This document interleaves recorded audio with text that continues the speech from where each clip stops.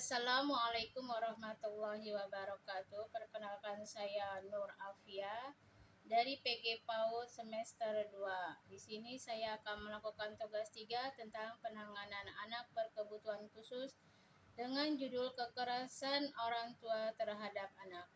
Kekerasan orang tua tanpa disadari kerap dilakukan oleh orang tua. Padahal orang tua mengoptimalkan tumbuh kembang anak dan orang tua sebagai pelindung.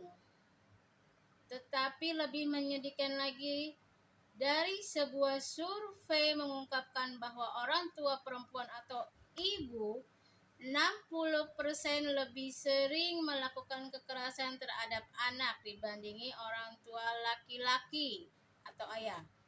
Ada beberapa faktor yang melandasi mengapa orang tua, khususnya ibu, melakukan tindak kekerasan terhadap anak, di antaranya faktor stres, trauma masa lalu, dan lain-lain. Akibatnya dari tindakan kekerasan tersebut dapat berupa fisik maupun psikis, bahkan kematian. Akibat yang paling berbahaya adalah trauma jangka panjang.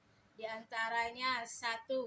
Perkembangan fisiknya, yaitu keterlambatan perkembangan motorik, masalah dalam pertumbuhan fisik.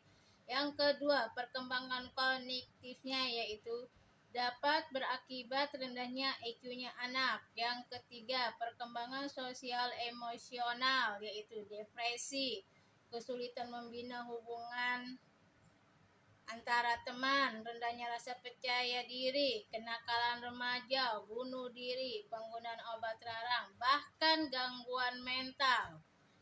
Kekerasan tidak hanya terjadi dilakukan oleh orang-orang dalam rumah, tetapi juga beberapa pihak di luar rumah.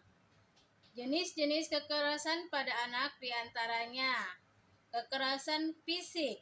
Berdasarkan Undang-Undang PKDRT Pasal 6, kekerasan fisik adalah perbuatan yang mengakibatkan rasa sakit jatuh, sakit atau luka berat. Contohnya memukul, menampar, mencubit, menjewer, dan lain-lain. Yang kedua, kekerasan psikologi. Kekerasan ini juga sering disebut sebagai kekerasan emosional, kekerasan psikis atau non-fisik. Contohnya mempermalukan anak, mengejek anak, atau membanding-bandingkan anak dengan anak lain, mengatakan anak tidak baik, mengancam, dan lain-lain. Yang ketiga yaitu kekerasan seksual. Para ahli berusaha untuk membagi kekerasan seksual sehingga mudah diperiksa, yaitu 1. Kekerasan seksual dengan sentuhan, diantaranya menyentuh tubuh anak, terutama organ seksual, dan meminta atau memaksa anak menyentuh organ seksual orang dewasa. Yang kedua, kekerasan seksual tanpa sentuhan, diantaranya memperlihatkan alat kelamin, memperlihatkan pornografi pada anak, meminta anak membuka baju di hadapan orang dewasa.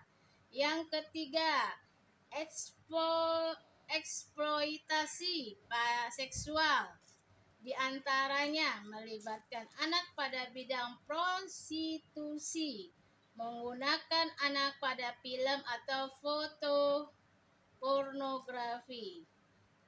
Yang keempat, jenis kekerasan pada anak yaitu pengabaian. Contohnya, sering tidak hadir di sekolah, tidak menjaga kebersihan pada anak dibiarkan begitu saja, tidak mandi, kusut, bau, dan pakaian terlalu besar dan kecil tetapi tidak sesuai dengan tubuh si anak, tidak sering membawa bekal sekolah dan tidak memiliki uang, dan lain-lain.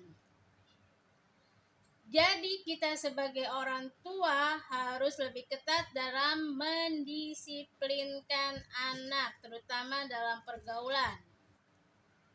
Jadi mesti diwaspadai, kita sebagai orang tua kita harus tahu dengan siapa anak bergaul, dengan siapa anak bermain, dengan siapa anak berbicara.